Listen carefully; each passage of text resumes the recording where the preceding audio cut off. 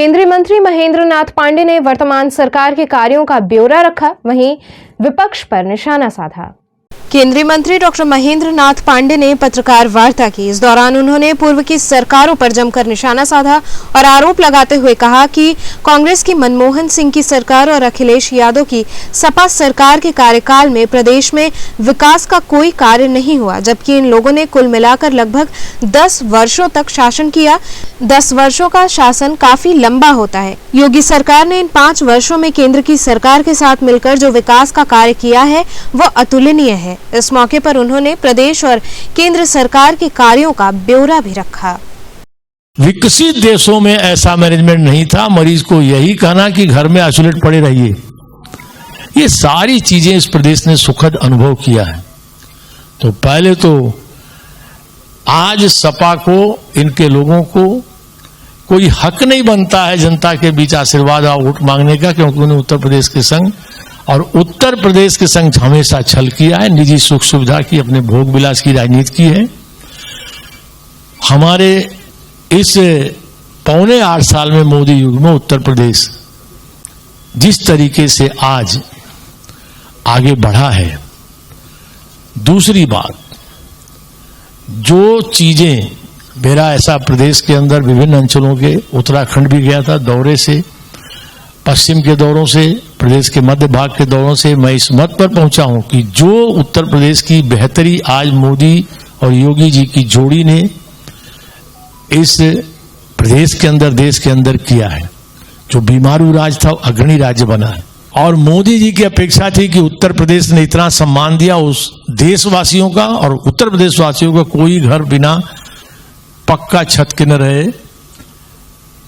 प्रबल संख्या में आवास स्वीकृत हुए। आप सब लंबे समय से समाज में हैं।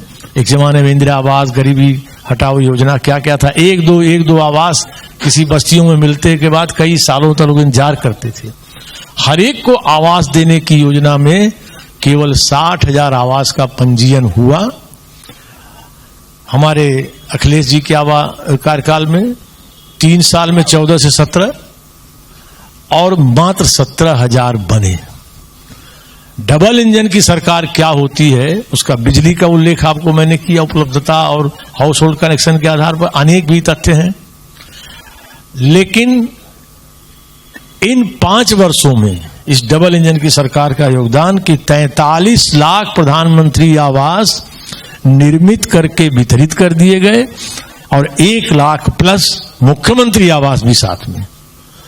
तो ये जो सुख उत्तर प्रदेश की जनता हर दृष्टि से पा रही है, इसके आधार पर, अनेक योजनाओं के आधार पर देश आगे है, तो प्रदेश उसमें सबसे आगे है।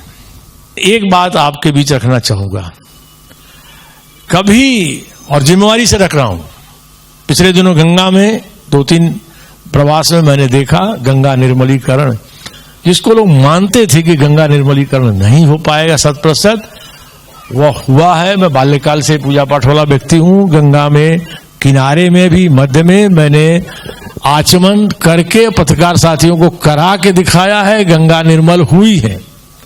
वह निर्मल गंगा, उसका परिवृत्त और 5 किलोमीटर ऑर्गेनिक दोनों तरफ खेती का जो बजटरी प्रावधान है, यह किसको लाभ देगा? किसानों को देगा। ऑर्गेनिक उत्पादित अन्न की कीमत देश और दुनिया में कितनी मूल्यवान है। तो ये इन सब प्रकार से कैसे उत्तर प्रदेश प्रगति के रास्ते पर जाएगा, ये सारी प्रावधान हमारे नेताओं ने और योजनाएं बनाए हैं, ईमानदारी से उस पर काम कर रहे हैं। इस नाते से उत्तर प्रदेश की जनता प्रबल जनमत के साथ हमारी पार्टी को पुनः उत्तर प्रदेश में भाजपा और भाजपा गठबंधन के साथियों को हमें सरकार में ला रही है। इससे अन्य दल जो सत्ता सुख की राजनीति से वंचित हैं, वो बौखलाहट में बहुत सी ऐसी बातें कह रहे हैं जिनका कोई न आधार है, न कोई सिरा है, न कोई तथ्य है।